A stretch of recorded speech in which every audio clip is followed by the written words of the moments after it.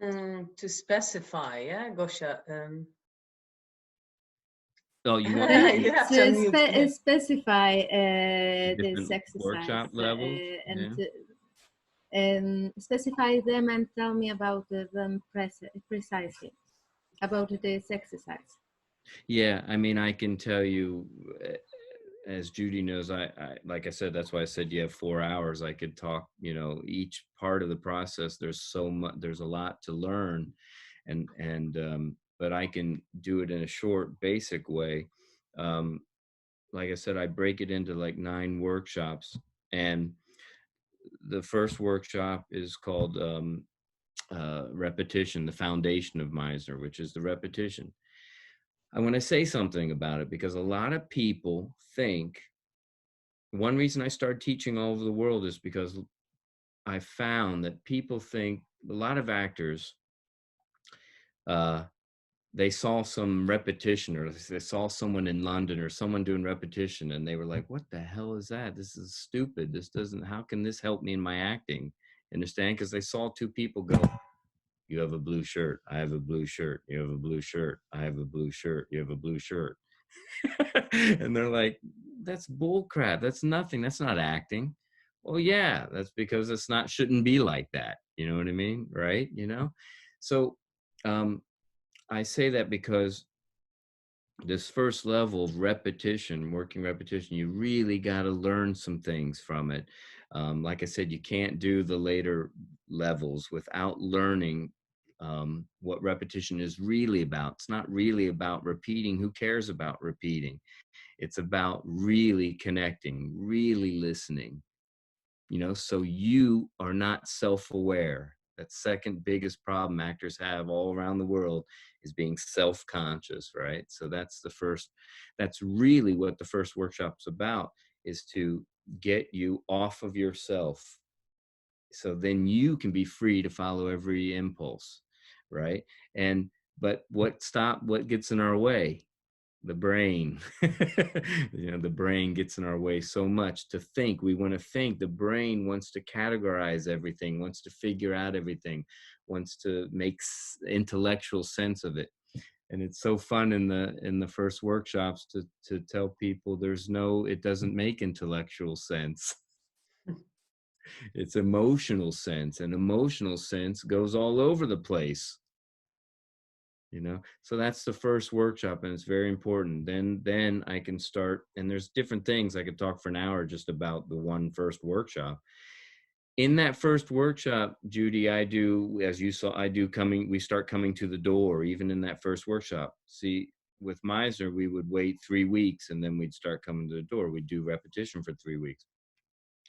You can still keep, once you start learning repetition, you're going to always keep practicing that, but you can start adding things to it. You know, you start coming to the door, and that's a huge step in the work, because all of a sudden we've added imaginary circumstances coming to the door. So that's the next step in it. I introduce that in the first workshop, and then the second workshop is called independent activities, where I don't introduce activities until that second workshop, because now we started to learn about, we're doing repetition. We still got to get much stronger at it.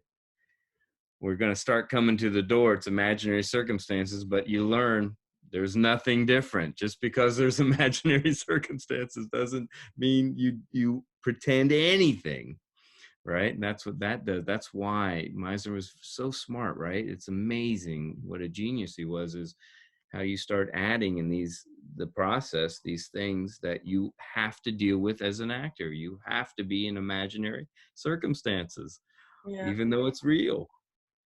So the second one, independent activities, and to specifically to acting's doing, right? And the first thing we learned is listening. But there's more than just listening and doing, right? And so we start learning about how I have to do whatever I'm doing. I have to put 100% into it. You know, Meisner said the quality of your acting depends on how fully you do what you're doing. If you do something at 50%, your acting's at 50%. I love it. And if you at 70, if you do something 100%, then then your doing is 100%. It's harder, as we know, it's much harder than it sounds, to, okay, yeah, put 100% into what I'm doing. It reminds me of, oh my gosh, when I worked with Meisner and we started these activities, it was so hard. He stopped us every second saying, "You're not really doing that." I'm like, "What? I'm trying. What do you mean? How am I supposed to do it?" Yeah, what are you talking about? I'm trying. He's like, "No, you're not. You're not doing that. You're thinking. You're listening. You're acting. You're thinking. You're self-conscious. You can't do something 100% if you're thinking, if you're self-conscious. When all of a sudden you're doing something 100% that takes your focus, the audience can tell, just like all the other actors in the class. You can tell, because what's the sign? Because you lose awareness of yourself. Yeah. And the actor starts doing things that they can't even control. And then the audience goes, "Wow." Yeah. And so it was really tough. I must have done the first year with Meisner like 50 activities. And I remember one for sure, and maybe twice did everything work. Twice that everything worked.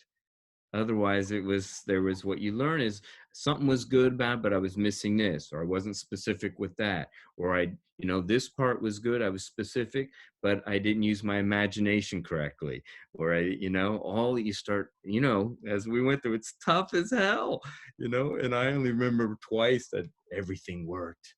Everything. Incredible. Yeah, it's very complex. You have a lot of elements to combine, and yeah. Yeah, don't you find that? But what's funny is and everything we do, and what's also good about the work is, and why it's a real process, is it's all about being simple. Less is more, as they say. It's all about being simple. You have to go through these things that feel like it's complex, just like even when people first do repetition and they're told certain things, you don't pause, you're thinking. It sounds like rules, right? Like, don't pause. I'm really big on don't ask questions. Esper was a little more lenient. He let people ask questions, but he would tell them if it was from here or from here. You could ask question, but if it comes from your gut and emotions, what you're feeling, that's okay. I don't let people do questions at all for a long time, because why? Because we're doing 5 days, and it's a fast track on forcing you not to think. It forces you to say what you mean without asking a question. Are you mad at me? Say, take a risk to be wrong. Say, you're mad at me. Yeah. It's way more direct. So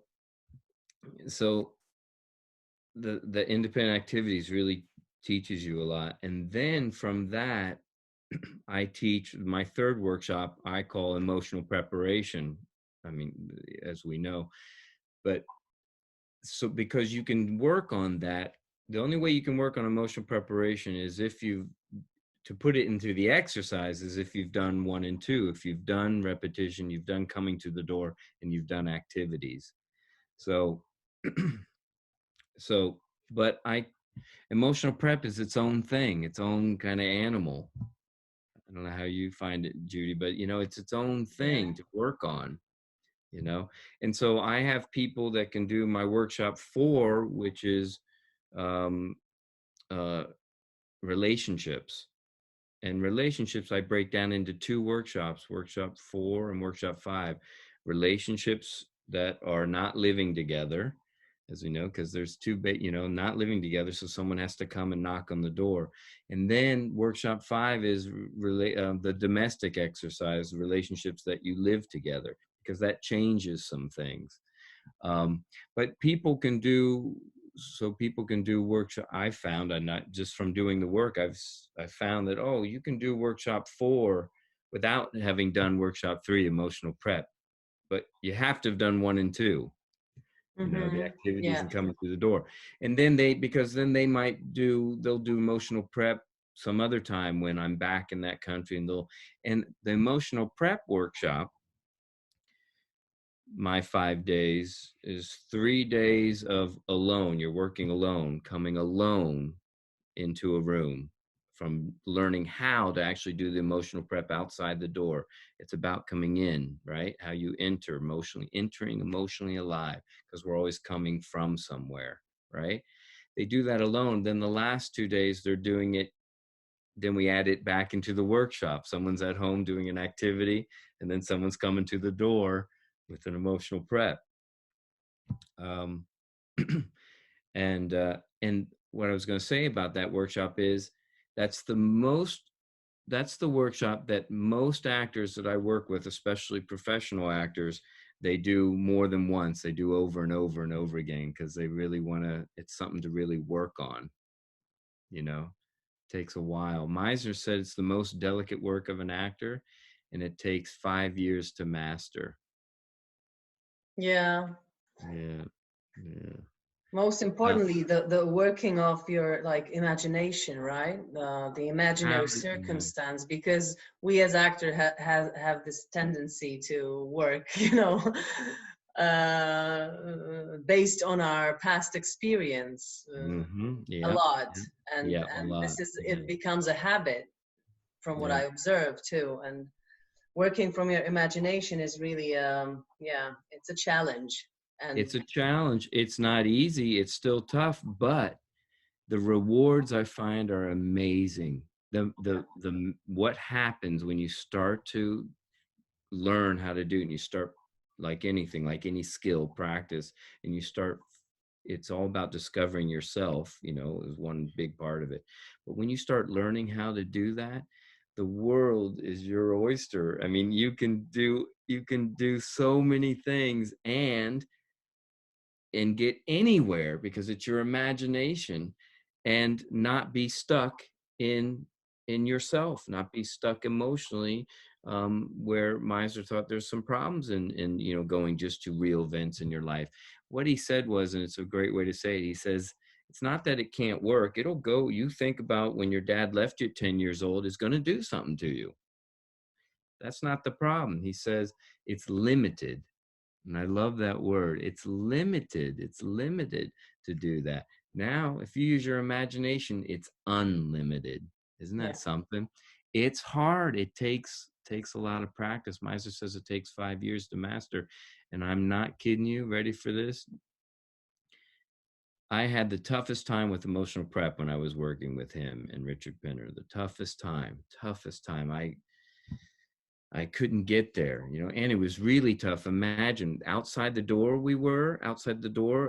3B, where Meisner taught, was a little space and then a stairwell, all the students going down, up and down. That's where you had to do your emotional prep.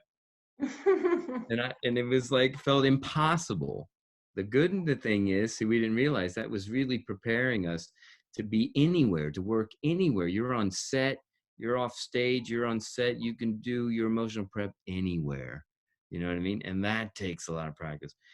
But what I want to say about it is, I really struggled those 2 years doing it. And then I kept, and then when I was working with Uta Hagen, I was still thinking about Meisner and doing emotional prep, and I was practicing it and working as an actor, and I was in a play and I'm trying to do it off stage and I'm working on it. And I'm not kidding you, about 5 years after I first started doing it is when it all started happening. It all started clicking. Goes, isn't that something? All started clicking, where I knew how to use what has meaning to me and use my imagination, and bam, magic.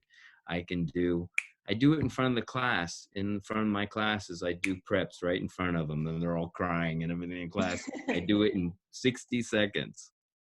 It's unbelievable once you start, doing it.